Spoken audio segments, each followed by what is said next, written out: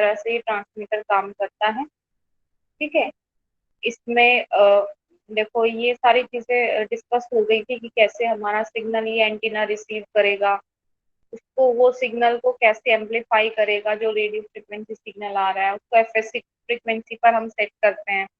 Then एक mixer down converter होता है जो जिसका मेन पर्पस है फ्रीक्वेंसी में चेंज करना। ठीक है, बाय मिक्सिंग प्रोसेस, जिसमें हम एफएल फ्रीक्वेंसी के सिग्नल को मिक्स करते हैं विद दिस सिग्नल। ठीक है, और यहाँ पर FL should be greater than FS. Then उसके बाद हम क्या करते हैं, जब फ्रिक्वेंसी चेंज हो जाती है उसको हम इसको हम चेंज करते हैं इंटरमीडिएट फ्रिक्वेंसी पर। देन उसके बाद एक एम्पलीफायर है जो उस सिग्नल को एम्पलीफाई करता है। ठीक है, ये इंटरमीडिएट फ्रिक्वेंसी हमारी स्टैंडर्ड फ्रिक्वेंसी गिवन है 10.7 मेगाहर्ट्ज। ठीक है, एक ट्यून एम्पलीफायर है ये, या हम कह सकते हैं फिक्स्ड एम्पलीफायर है जिसकी फ्रिक्वेंसी फिक्स रहती है। ठीक, उसके बाद हमारे पास जो सिग्नल यहाँ मिला, ठीक है, जो सिग्नल मिलता है वो एक एम्पलीट्यूड लिमिटर के पास जाएगा। इसका मेन काम क्या है, नॉइज को रिमूव करना। ठीक है, नॉइज या अगर थोड़ा सा भी डिस्टरबेंस है सिग्नल में उसको रिमूव करना, ताकि हमें जो डीमॉड्यूलेटर पर है एक स्मूथ सिग्नल मिल सके।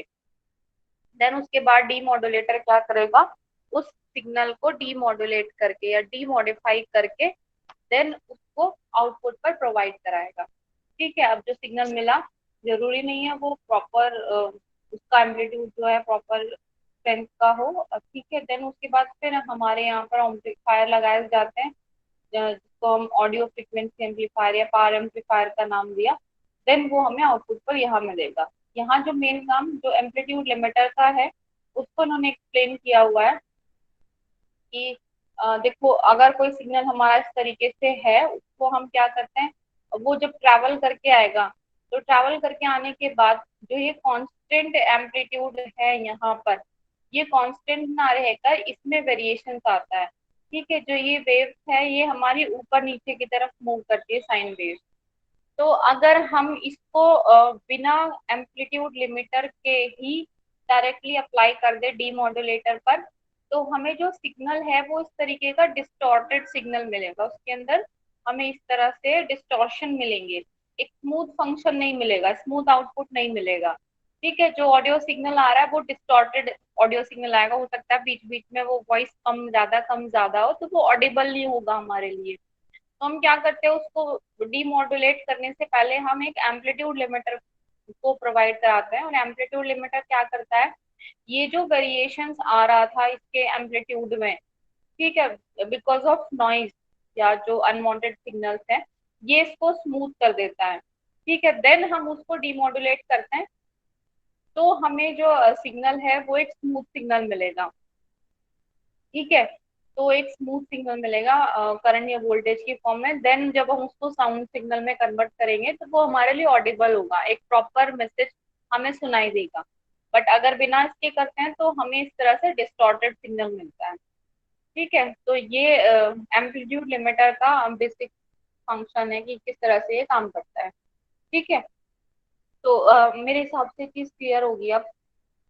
नेक्स्ट अगर हम बात करें कि जो हमारा वाइड बैंड एफएम हमने पढ़ा, वाइड बैंड एफएम सिग्नल्स जो हमने पढ़े और नैरो बैंड एफएम सिग्नल्स जो पढ़े, उन दोनों में डिफरेंस क्या है। ठीक है, और वो डिफरेंस हमें किसकी टर्म्स में देखना है, बैंडविड्थ की टर्म में, बीटा की टर्म में। बीटा क्या है, मॉड्यूलेशन इंडेक्स, और डेल्टा ओमेगा के रिस्पेक्ट में। ठीक है, तो हम यहाँ पर इनके टर्म्स में इन दोनों में डिफरेंस एक देखेंगे। ये एग्जाम में क्वेश्चन आता है, जनरली पूछा जाता है कि write down the difference between wide band FM and narrow band FM. Last year के क्वेश्चन उठा के देखो तो ये कई बार पूछा गया है। ठीक है, तो मॉड्यूलेशन इंडेक्स बीटा की हम बात करें, वाइड बैंड एफएम में बीटा की वैल्यू ग्रेटर देन 1 होती है, मॉड्यूलेशन इंडेक्स की वैल्यू, और नैरो बैंड एफएम में इसकी वैल्यू लेस देन 1 होती है। ठीक है, मैक्सिमम डेविएशन जो डेल्टा ओमेगा से यहाँ रिप्रेजेंट किया हुआ है, ये हमारा क्या होगा, एक सेकेंड रुको बेटा।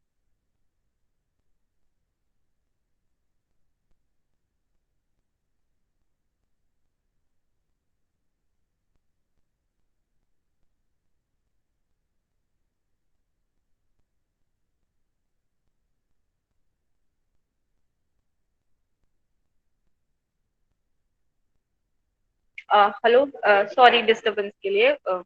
तो यहाँ पर हम मैक्सिमम डेविएशन की बात करें, डेल्टा ओमेगा की बात करें, तो वाइड बैंड एफएम में अप्रोक्सीमेटली जो मैक्सिमम चेंज आता है फ्रीक्वेंसी में, वो अप्रोक्स 75 किलो हर्ट्ज के आसपास आता है। ठीक है, मैक्सिमम डेविएशन जिसको हम बोलते हैं। ठीक, डेल्टा ओमेगा की वैल्यू। और नैरो बैंड एफएम की बात करें तो वो जो चेंज है 5 किलो हर्ट्ज तक ही रह जाता है, इससे ज्यादा चेंजेस नहीं आ पाता।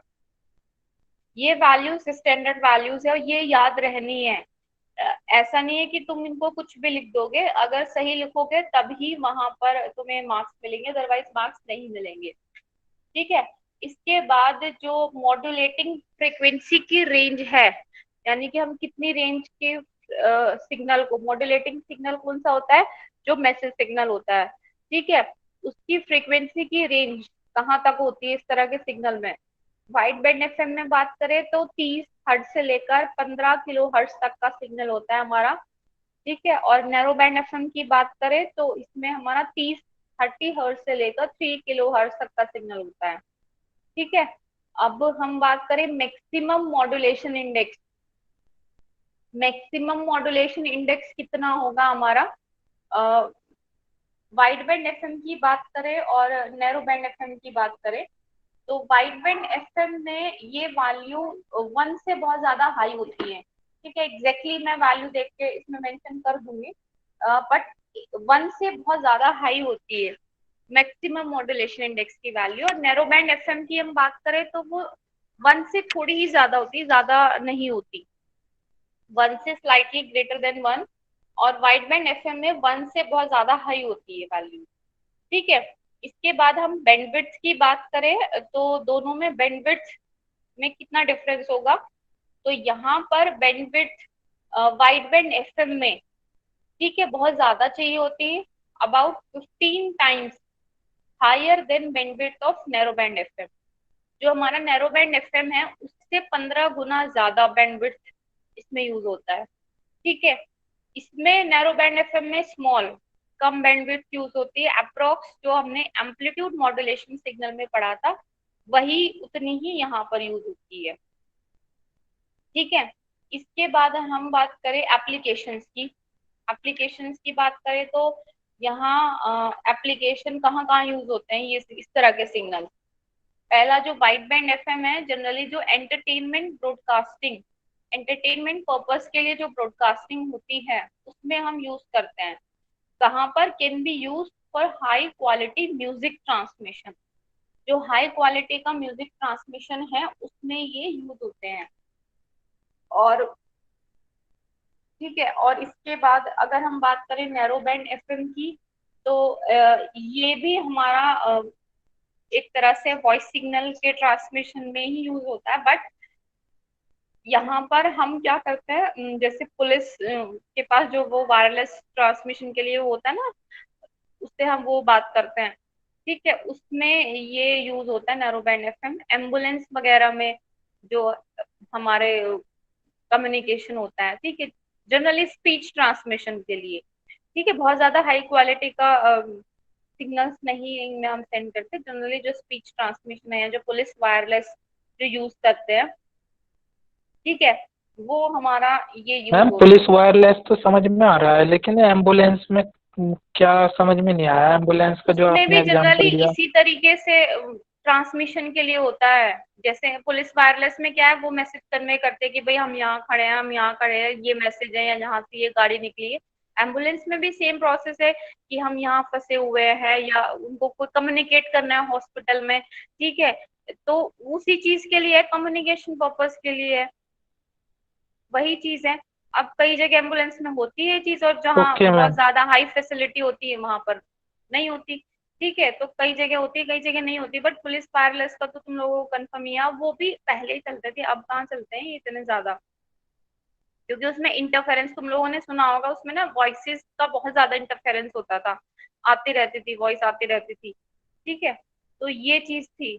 अब इसके बाद हम बात करें pre emphasis and D emphasis की।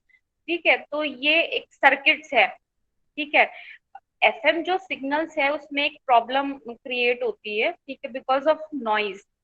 ठीक है, उस, या कह सकते हैं सिग्नल टू नॉइज रेशियो एक होता है, ठीक है, उसका थ्रेशोल्ड लेवल जो एक हमारा होता है, ठीक है, उससे रिलेटेड ये चीजें हैं। सिग्नल टू नॉइज रेशियो इसके बाद वाला चैप्टर है, उसमें ये सारी चीजें मेंशन है, सिग्नल टू नॉइज रेशियो क्या होता है, ठीक है। तो जो उस सिग्नल टू नॉइज रेशियो का जो थ्रेशोल्ड लेवल हम कम करते हैं ना, वो प्रोसेस हमारा प्री एम्फेसिस और डी एम्फेसिस सर्किट की हेल्प से होता है, ठीक है। तो ये सर्किट है, एडिशनल सर्किट है, ठीक है, ये एडिशनल सर्किट्स होते हैं जो हम यूज करते हैं। अब हमारे नॉइज से जनरली ये रिलेटेड है, ठीक है। तो अगर हम वाइड बैंड एफएम की बात करें, इसमें भी इसकी जरूरत पड़ती है और नैरो बैंड एफएम में भी इसकी जरूरत पड़ती है, दोनों में, ठीक है। तो ये बेसिक से डिफरेंस है, ये आते हैं एग्जाम में, इंपॉर्टेंट है, इस पे इंपॉर्टेंट टिक कर लेना, ये डिफरेंस हमेशा पूछे जाते हैं। अब इसके बाद जो नेक्स्ट हम टॉपिक की बात करें, तो वो कंपैरिजन है किस किस के बीच में, एफएम और एएम के बीच में, जो फ्रीक्वेंसी मॉड्यूलेशन की यूनिट, सेकंड यूनिट हम पढ़ रहे हैं उसके बीच में, और जो एएम एम्पलीट्यूड मॉड्यूलेशन की हम जो यूनिट पढ़ चुके हैं, कहाँ पढ़ चुके हैं, पहली यूनिट में एम्पलीट्यूड मॉड्यूलेशन के बारे में, उस उन दोनों में डिफरेंस है ये, ठीक है, उन दोनों का कंपैरिजन है। ये भी एग्जाम में आता है कि write down the difference between FM and am signals, ठीक है। तो एफएम सिग्नल की हम बात करें, एफएम सिग्नल में सबसे पहला जो डिफरेंस लिखा हुआ वो ये है कि जो एफएम वेव है उसका हम एम्पलीट्यूड कांस्टेंट रखते हैं, ठीक है, एम्पलीट्यूड कांस्टेंट रखते हैं, और इसका जो एम्पलीट्यूड है वो मॉड्यूलेशन इंडेक्स पर डिपेंड नहीं करता।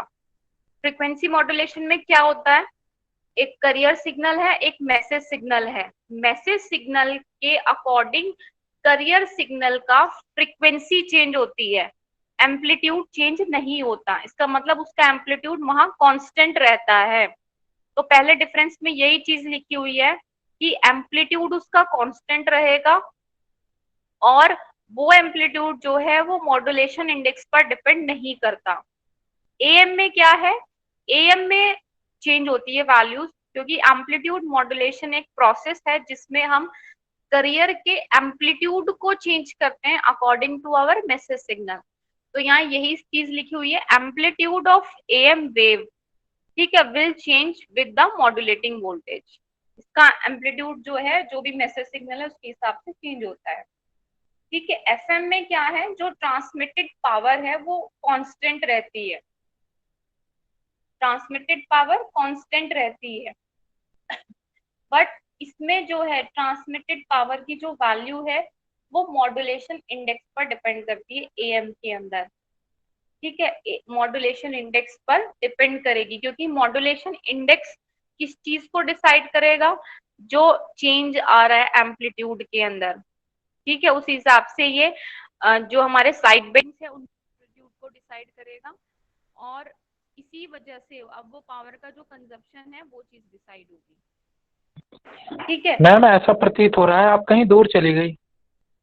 नहीं, वो फोन आ रहा है किसी का, कॉलेज से ना, मैंने काट दिया, इसी वजह से लग रहा था तुम लोगों को, ठीक है। मैं दोबारा रिपीट कर देती हूँ, देखो एफएम और एएम में क्या है, एफएम के अंदर जितनी भी ट्रांसमिटेड पावर है वो कांस्टेंट रहती है, वो किसी चीज पर डिपेंड नहीं होती, बट एएम में वो मॉड्यूलेशन इंडेक्स पर डिपेंड करती है ट्रांसमिटेड पावर, ठीक है, क्योंकि मॉड्यूलेशन इंडेक्स ही उसकी डेप्थ ऑफ मॉड्यूलेशन को डिसाइड करता है एएम के अंदर। जितना ज्यादा मॉड्यूलेशन इंडेक्स की वैल्यू होगी, मान लिया 100% मॉड्यूलेशन है या 1 है उसकी वैल्यू, तो इसका मतलब जितना चेंज आ रहा है वो हमारा एज इट इज हमारा उस सिग्नल में पहुंच जाता है, ठीक है। तो ये दोनों में डिफरेंस है ट्रांसमिटेड पावर के केस में। अब देखो ये बहुत ज्यादा तुम लोगों को क्लियर कैसे होगा, जब तुम एएम के तुमने पूरे कंसेप्ट पढ़ लिए और एफएम के पूरे कंसेप्ट कर लिए, उसको तुम उसी तरह से रिलेट करके देख सकते हो, ठीक है, फॉर्मूले से, उसके जो हमने रिलेशंस पढ़े हैं उनसे। और इसके अंदर एफएम की अगर हम बात करें, जितनी भी ट्रांसमिटेड पावर है वो यूजफुल होती है हमारे लिए, जितनी भी ट्रांसमिटेड पावर है वो यूजफुल है। एएम के अंदर जो करियर की जो पावर है और एक साइडबैंड की पावर है वो यूजलेस होती है, ठीक है, वो हमारे लिए यूजलेस है। उसका कोई हमारे लिए यूज नहीं है, उसको इसीलिए हम सप्रेस कर देते हैं और सिर्फ एक सिंगल साइड बैंड से काम चला लेते हैं। ठीक है। एफएम जो रिसीवर्स है ये नॉइस के अगेंस्ट बहुत ज्यादा इम्यून होते हैं। इम्यून का मतलब ये अपने आप को नॉइस से बचा लेते हैं। क्यों, ऐसा क्यों होता है? देखो, नॉइस क्या है, अनवांटेड सिग्नल्स है और वो हमारे साथ या हमारे सिग्नल के साथ इंटरफेरेंस करके उसके एम्पलीट्यूड को चेंज करते हैं। ठीक है। और उसी एम्पलीट्यूड में इंफॉर्मेशन होती है। अब इसका एम्पलीट्यूड तो है कांस्टेंट, इसकी इंफॉर्मेशन कहाँ प्रेजेंट है? इसके फ्रीक्वेंसी वेरिएशन में, एम्पलीट्यूड में नहीं है। तो अगर एम्पलीट्यूड में नॉइस की वजह से चेंज आ भी रहा है तो इसकी इंफॉर्मेशन पर कोई फर्क नहीं पड़ता एफएम के अंदर। बट एएम में ऐसा नहीं होता। एएम में सारा खेल ही एम्पलीट्यूड का है। तो वो एम्पलीट्यूड चेंज हुआ, जरा सा नॉइज आई, एम्पलीट्यूड चेंज हुआ, हमारी इंफॉर्मेशन जो है वो डिस्टॉर्टेड हो गई या फिर वो इंटरफेरेंस हो गया उसके अंदर। तो ये जो सिग्नल्स है, एफएम सिग्नल्स जो है या रिसीवर्स जो है, ये नॉइस के अगेंस्ट ज्यादा इम्यून होते हैं as compare to AM receivers. ठीक है। तो इस हिसाब से एफएम रिसीवर्स अच्छे होते हैं हमारे एएम रिसीवर्स के मुकाबले। ठीक है। यहाँ पर क्या है, जो नॉइज अगर है भी तो उसको हम डिक्रीज कर सकते हैं बाय इंक्रीजिंग डेविएशन। जो फ्रीक्वेंसी डेविएशन है उसको इंक्रीज करके हम नॉइस को फर्दर रिड्यूस भी कर सकते हैं। ठीक है। अब इसके अंदर वो फीचर प्रेजेंट नहीं होता एएम के अंदर। दूसरा, बैंडविड्थ की बात करें, बैंडविड्थ का यहाँ फॉर्मूला क्या था, 2 delta F plus F M. ठीक है। और ये जो बैंडविड्थ है ये हमारा किस चीज पर डिपेंड करती है? मॉड्यूलेशन इंडेक्स बीटा की वैल्यू पर। ठीक है। बैंडविड्थ का फॉर्मूला जब तुम लोगों ने देखा होगा उसमें बीटा की वैल्यू पर भी ये चीज डिपेंड कर रही थी। ठीक है। बैंडविड्थ इसके अंदर क्या है, एएम के अंदर 2 FM। ठीक है। ये हमारी मॉड्यूलेशन इंडेक्स पर कहीं से कहीं डिपेंडेंट नहीं होती बैंडविड्थ की वैल्यू। ठीक है। इसके अंदर बैंडविड्थ बहुत ज्यादा चाहिए होती है तो इसके लिए हमें वाइड चैनल की जरूरत पड़ती है। इसके मुकाबले एएम में देखें तो बैंडविड्थ बहुत कम चाहिए होती है हमें। एफएम के अंदर जो ट्रांसमिशन और रिसेप्शन इक्विपमेंट है वो बहुत ज्यादा कॉम्प्लेक्स होते हैं एफएम ट्रांसमिशन के अंदर। इसके अंदर एएम इक्विपमेंट्स जितने भी है, चाहे वो ट्रांसमिशन हो या रिसीवर के लिए हो, वो इतने कॉम्प्लेक्स नहीं होते। ठीक। यहाँ पर क्या है, नंबर ऑफ साइड बिट्स जो है उनका सिग्निफिकेंट एम्पलीट्यूड होता है और वो डिपेंड करता है मॉड्यूलेशन इंडेक्स पर।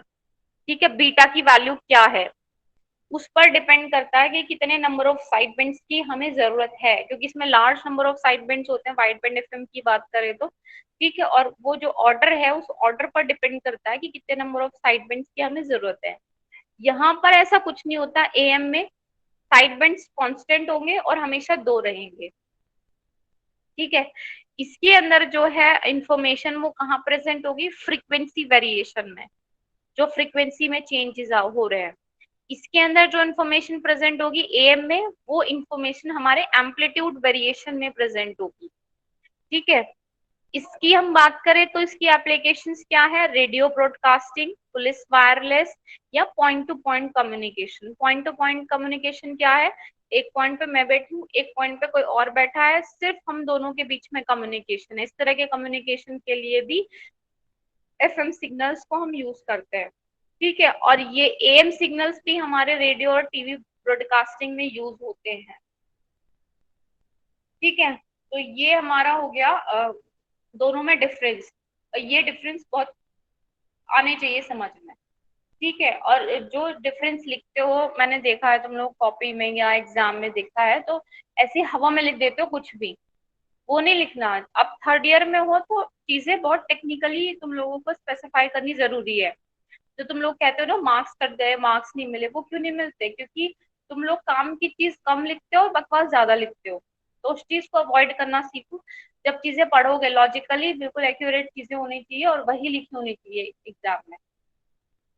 ठीक है। अब देखो क्या है, ये तो हमने सारा पढ़ लिया एफएम के बारे में। पहले हमने पढ़ा एंगल मॉड्यूलेशन के बारे में, उसके टाइप्स पढ़े। उसके टाइप्स में हमने पहले एफएम पर फोकस किया। ठीक है। पीएम पर देखा और उन दोनों के बीच में रिलेशन देखा, एफएम के टाइप्स पढ़े दोनों। ठीक है। डिफरेंस देखा। इसके बाद अभी क्या है, अगर हम बात करें इन जनरल एफएम सिग्नल्स को हम जनरेट कैसे कराते हैं, उनका जनरेशन कैसे होता है, ठीक है। ये टॉपिक इम्पोर्टेंट है। तो एफएम जनरेशन बेसिकली दो टाइप से होता है, एक हमारा डायरेक्ट मेथड और दूसरा इनडायरेक्ट मेथड। डायरेक्ट मेथड कैसे होता है, उसको हम पैरामीटर वेरिएशन मेथड भी बोलते हैं। इसमें क्या होता है कि कोई पैरामीटर है, जैसे रिएक्टेंस वैल्यू है, हम डायरेक्टली रिएक्टेंस वैल्यू को चेंज करते हैं और उसकी वजह से हमारा जनरेशन पर फर्क पड़ता है, ठीक है।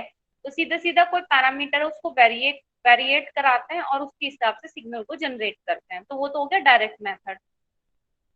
इसमें वेक्टर डायोड मेथड भी है, ठीक है। सेकंड है इनडायरेक्ट मेथड। इनडायरेक्ट मेथड में क्या होता है, हम डायरेक्टली उस चीज को जनरेट नहीं करा पाते, हमें ऑल्टरनेट ढूंढने पड़ते हैं, ठीक है। ऑल्टरनेट में हम क्या गए, हमने पहले एक स्टेप पर गए और उससे दूसरे स्टेप पर फिर हमने उस वैल्यू को जनरेट कराया, ठीक है। डायरेक्टली हम जनरेट नहीं करा पाते, वो होता है इनडायरेक्ट मेथड। और उसका एक ही टाइप है आर्मस्ट्रॉन्ग मेथड, ये इंपॉर्टेंट है, आर्मस्ट्रॉन्ग मेथड, ठीक है। सबसे पहले हम बात करें डायरेक्ट मेथड की, तो डायरेक्ट मेथड में क्या होता है, जो मॉड्यूलेटिंग सिग्नल है, ठीक है, मॉड्यूलेटिंग सिग्नल कौन सा, मैसेज सिग्नल, वो डायरेक्टली हमारे करियर को मॉड्यूलेट करता है।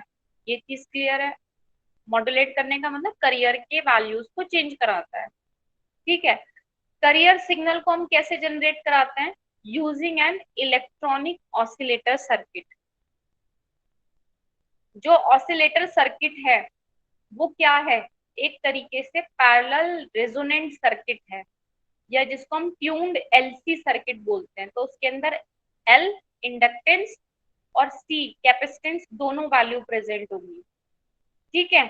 अब जो ऑसिलेटर की जो फ्रीक्वेंसी है वो कैसे डिसाइड होगी, इसका फॉर्मूला है omega C is equal to 1 divided by under root L C, ठीक है। ये जो ऑसिलेटर सर्किट है उसकी फ्रीक्वेंसी। अब इस फ्रीक्वेंसी को हम कैसे वेरी करा सकते हैं, अकॉर्डिंग टू मैसेज सिग्नल, ठीक है। मैसेज सिग्नल के हिसाब से हम ओमेगा सी को कैसे वेरी कराएंगे, हम क्या करेंगे, उस मैसेज सिग्नल के हिसाब से हम एल और सी की वैल्यू को चेंज करेंगे। एल और सी क्या पैरामीटर्स है, एल और सी की वैल्यू को हम चेंज करेंगे, और जब हम इनकी वैल्यू को चेंज करेंगे तो इसकी फ्रीक्वेंसी चेंज होगी करियर की, ओमेगा सी, क्योंकि ये इससे रिलेटेड है इस फॉर्मूले के अकॉर्डिंग। तो इस हिसाब से क्या हुआ, इन एल और सी को वेरी करा के, पैरामीटर्स को वेरी करा के हमने फ्रीक्वेंसी में चेंज ले आए, और वो फ्रीक्वेंसी में चेंज लाना क्या कहलाता है, फ्रीक्वेंसी मॉड्यूलेशन, ठीक है। तो इस हिसाब से हमने फ्रीक्वेंसी मॉड्यूलेटेड सिग्नल को जनरेट कर लिया, सिंपल है, ठीक है। ये अब इसमें क्या है, जो ये ऑसिलेटर है ये जनरली एक वोल्टेज कंट्रोल्ड ऑसिलेटर हम यूज करते हैं इसके लिए, ठीक है। Voltage controlled oscillator, voltage controlled oscillator का मतलब क्या है, इस तरह के ऑसिलेटर जिसको हम वोल्टेज से कंट्रोल करते हैं, और वो वोल्टेज क्या है, मैसेज सिग्नल, ठीक है। तो ये इसका वो प्रिंसिपल हुआ कि किस तरह से हम डायरेक्ट मेथड में सिग्नल को जनरेट कराते हैं, ठीक है। तो अब इसी को इन्होंने देखो डायग्राम से यहाँ एक्सप्लेन किया है।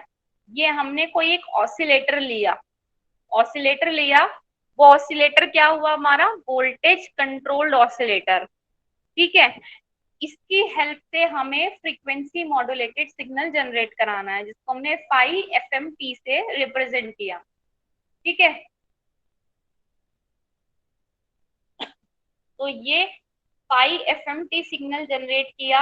अब ये वोल्टेज कंट्रोल ऑसिलेटर है, तो इसकी इनपुट पर हमें एक वोल्टेज देना पड़ेगा जिससे हम इसको कंट्रोल करेंगे, और वो वोल्टेज क्या है, एफ टी, एफ टी हमारा मैसेज सिग्नल, ठीक है।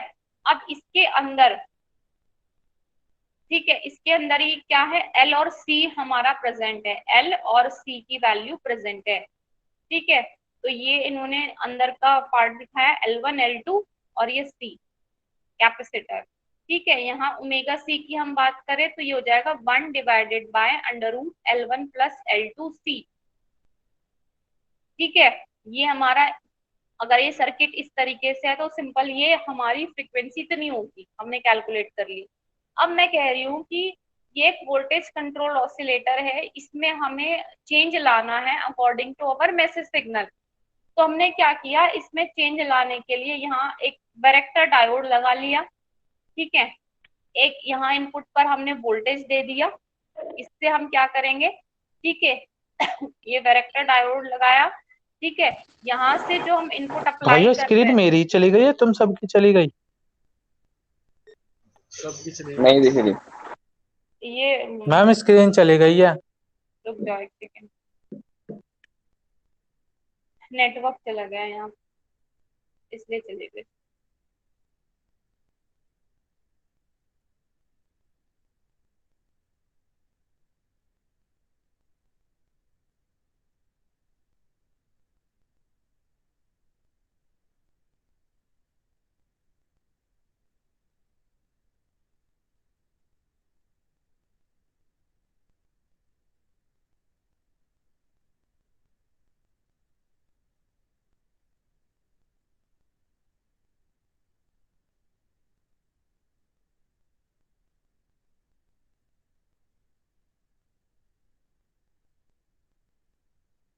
आ गए स्क्रीन।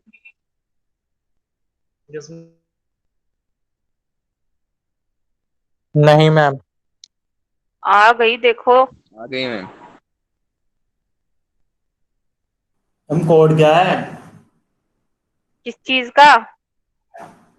मैम आप कह रहे हो ना आ गई। क्या आ गई? स्क्रीन की बात कर रही हूँ मैं। ओके मैम आ गई। तुम्हें क्विज सुनाई दे रहा होगा, है ना? मैम लेफ्ट हो गया था मेरा, पता नहीं नेटवर्क दिक्कत कर रहे हैं आज। ठीक है, देखो मेरा तो यहाँ अभी पर, भी नहीं आया मैडम। अरे देखो, दो तीन जगह मेरा नाम होगा, एक नाम पे क्लिक करके देखो, कहीं ना कहीं स्क्रीन दिखाई देगी। दिखाई दी? ये दिख तो रही है, रेड पेन ना पे लिखा मैडम। हुआ है। इसको नहीं दिख रही? दिख रही है मैम, भैया दिख ट्राई करते रहो। रहा ठीक है, है। देखो चलो आगे चलते हैं, रोको मत ना, सिलेबस बहुत है। यहाँ हमारा वोल्टेज कंट्रोल ऑसिलेटर है, ठीक है। इसको हमें क्या कराना है, इसकी कैपेसिटेंस या इसके इंडक्टेंस वैल्यू को चेंज कराना है, जिससे हमारी फ्रीक्वेंसी चेंज होगी। तो हम कैसे करेंगे, यहाँ पर हमने इसके लिए एक वैरेक्टर डायोड लगा लिया इस पर्पस के लिए, ठीक है। वैरेक्टर डायोड लगाया। वैरेक्टर डायोड क्या है, एक तरीके से एक वेरिएबल कैपेसिटर है। वेरिएबल कैपेसिटर डायोड है जो जनरली रिवर्स बायस कंडीशन में हमारा काम करता है, ठीक है। और ये जो रिवर्स बायस में काम करता है, इसकी विड्थ जो होगी, ठीक है, इसकी विड्थ को हम कंट्रोल करेंगे, और इसकी विड्थ को कंट्रोल करेंगे तो उससे इसका कैपेसिटेंस वैल्यू कंट्रोल होगा, ठीक है। और वो कैपेसिटेंस वैल्यू जो है वो फिर हमारी जो इसकी ओरिजिनल कैपेसिटेंस वैल्यू है उसके साथ ऐड होगा। तो उससे क्या होगा, इसकी पूरे की कैपेसिटेंस वैल्यू चेंज होगी, ठीक है। और कैपेसिटेंस वैल्यू चेंज होगी तो इसकी फ्रीक्वेंसी चेंज होगी पूरे की। समझ में आ रहा है?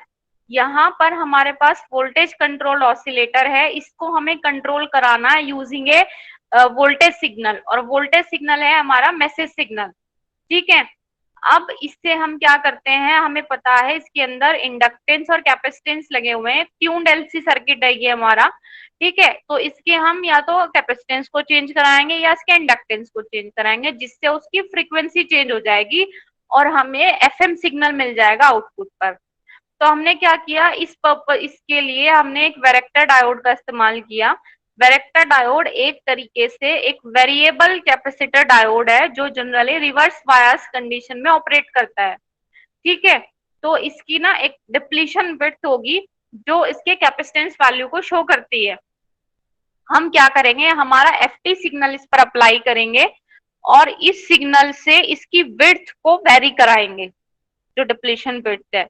और वो डिप्लीशन विड्थ जब वेरी होगी तो उससे इसकी कैपेसिटेंस की वैल्यू कम और ज्यादा होगी, कैपेसिटेंस वैल्यू चेंज हो जाएगी।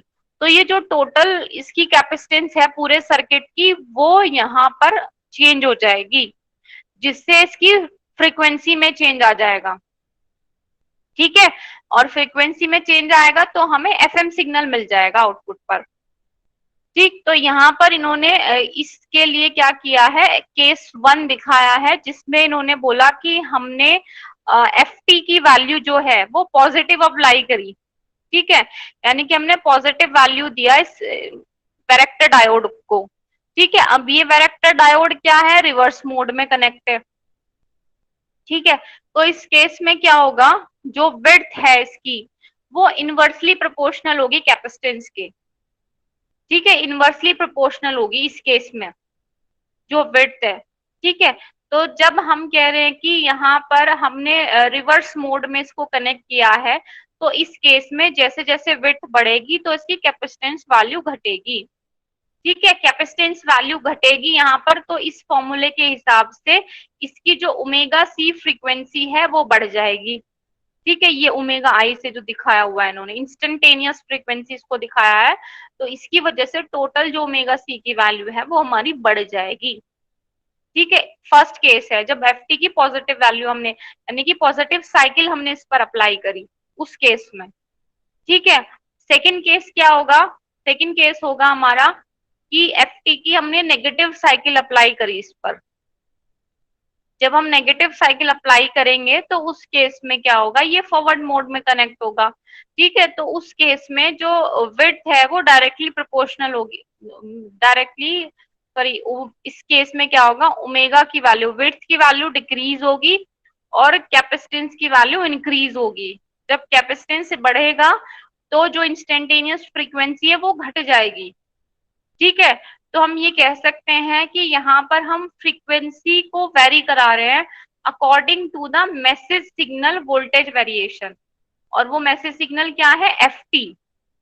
तो ये पूरा का पूरा देखो क्या है, ये पूरा का पूरा सर्किट इन्होंने दिखाया है किसका, अभी तो मैंने तुम लोगों को छोटे छोटे पार्ट में सर्किट बताया, ये यहाँ पर एक छोटा सा पार्ट दिखाया, इसके अंदर का सर्किट दिखाया, वैरेक्टर डायोड लगाया। ठीक है, तो इसमें दोनों केसेस को एक्सप्लेन किया। अगर हम पूरे के पूरे सर्किट को बताएं, पूरा सर्किट जो है, तो ये पूरा सर्किट है हमारा।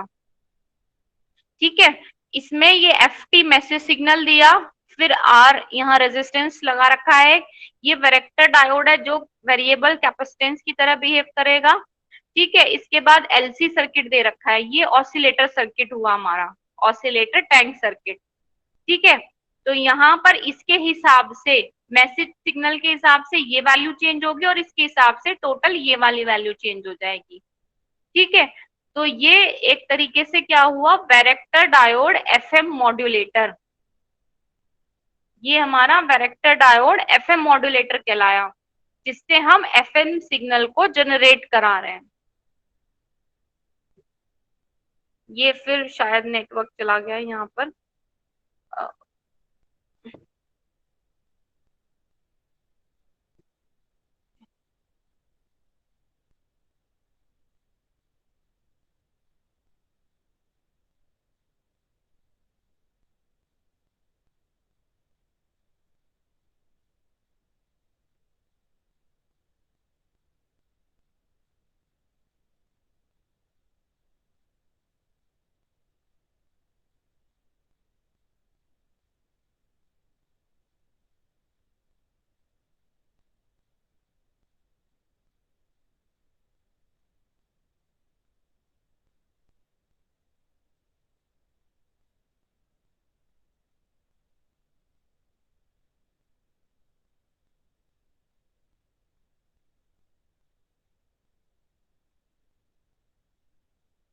देखो स्क्रीन दिखाई दे रही है क्या किसी को?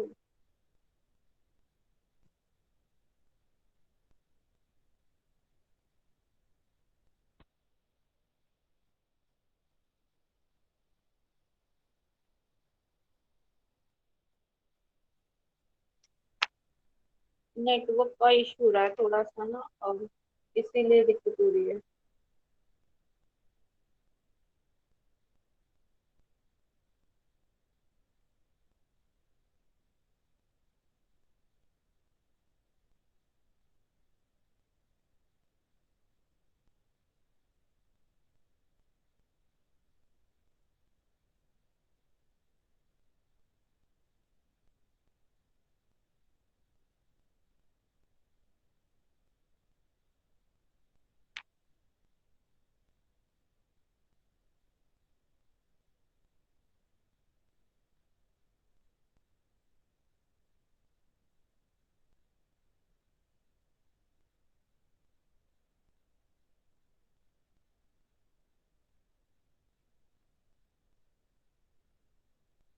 आ गई ना स्क्रीन।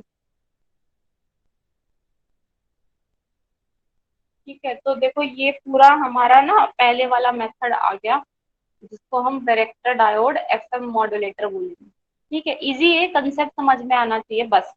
ठीक है, तो ये पैरामीटर वेरिएशन मेथड भी हम इसको बोलते हैं। ठीक, या फिर वैरेक्टर डायोड एफएम मॉड्यूलेटर हम बोलते हैं। अब इसके बाद हमारा सेकंड आता है इनडायरेक्ट मेथड। ठीक है, सेकंड आता है इनडायरेक्ट मेथड, जिसको हम आर्मस्ट्रॉन्ग मेथड भी बोलते हैं। ये बहुत इंपॉर्टेंट है, बाय नेम आता है। तुम लास्ट ईयर के पेपर्स में आज पोस्ट कर दूंगी, इस पे लास्ट 5 years के जो क्वेश्चन पेपर्स हैं उससे देख लेना, ये बहुत बार पूछा गया है आर्मस्ट्रॉन्ग मेथड। ठीक है, तो इस मेथड में हम क्या करते हैं, wide band FM signal generate कराते हैं नैरो बैंड एफएम सिग्नल से।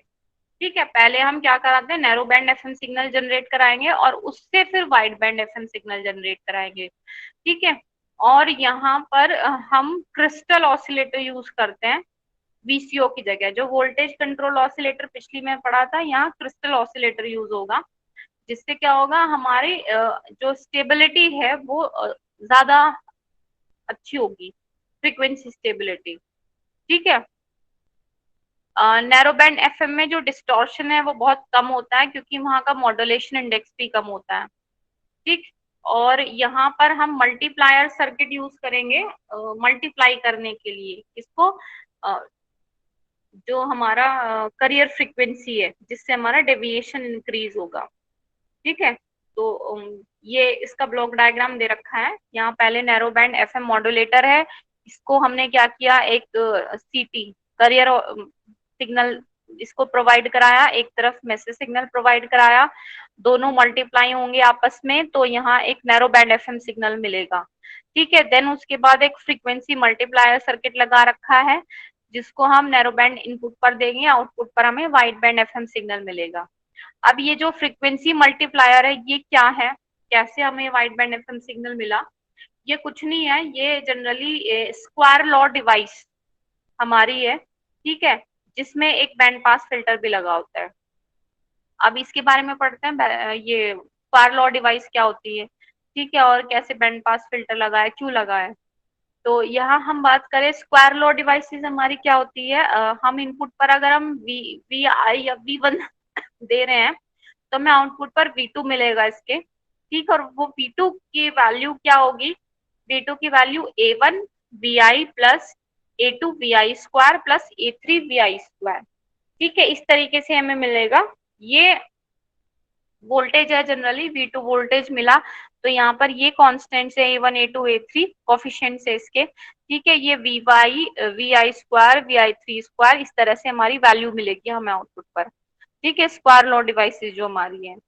अब जो है पास बैंड, हम बैंड पास फिल्टर हम इसके लिए लगाते हैं, और उसमें एक रेंज ऑफ फ्रिक्वेंसी हम डिसाइड करके रखते हैं कि सिर्फ इतना पार्ट अलाउ करना है, बाकी नहीं करना है। फॉर एग्जांपल हम बोले कि हमने ये इसको सेट कर दिया कि हमें सिर्फ ये पार्ट चाहिए, तो यही सिर्फ ये इतना पार्ट पास होगा, बाकी सबको ये रिजेक्ट कर देगा।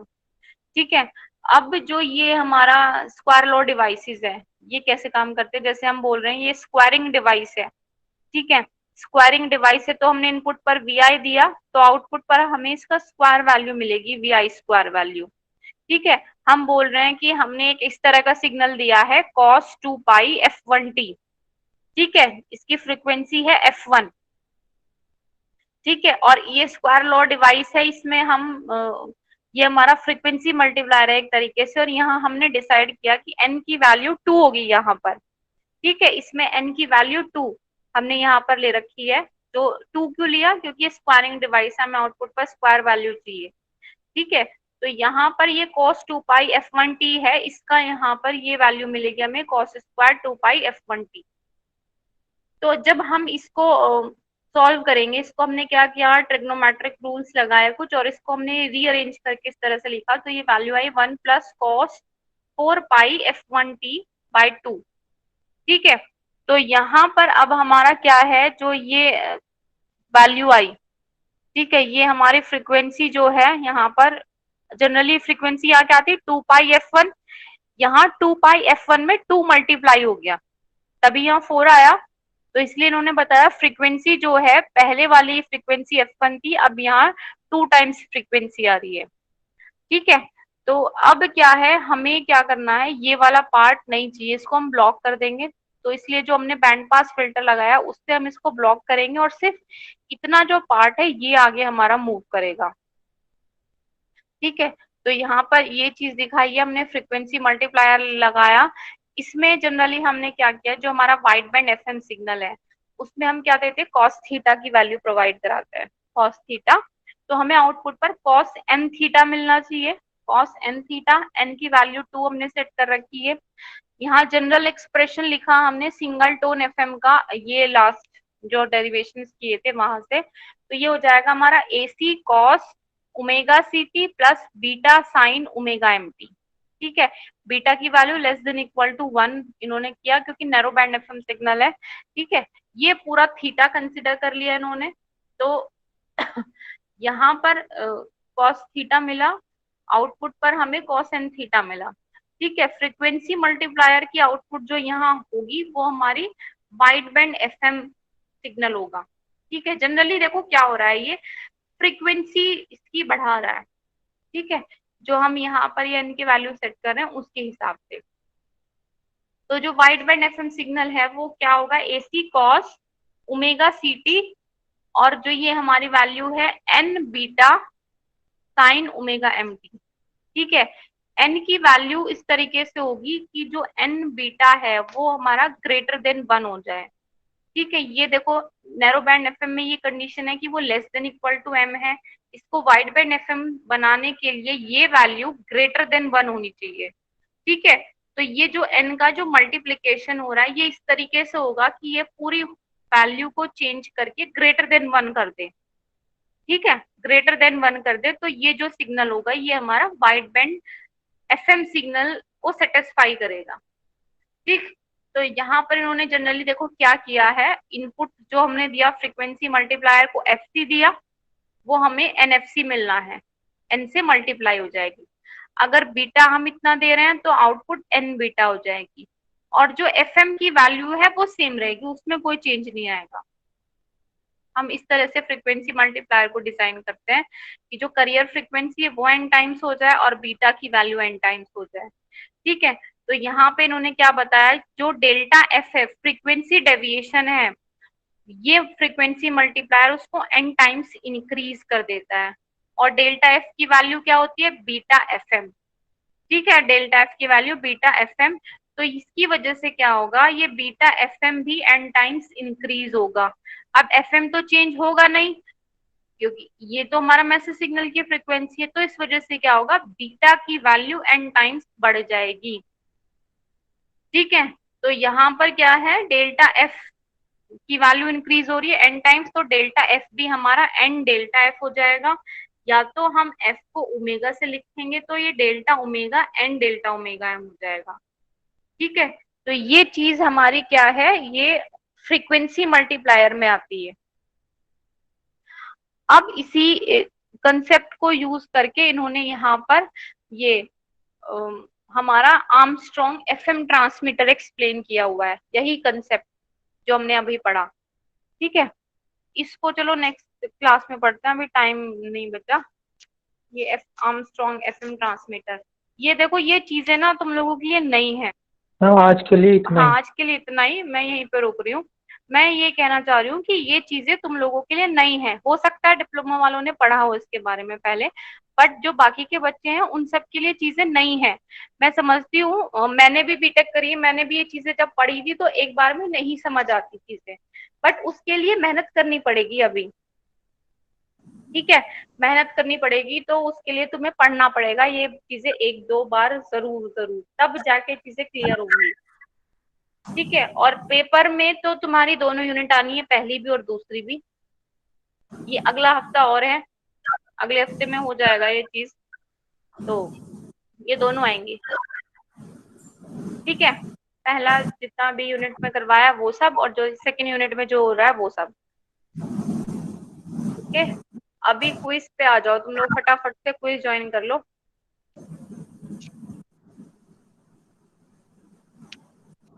ये रहा तुम्हारा पहला क्विज का कोड 755264।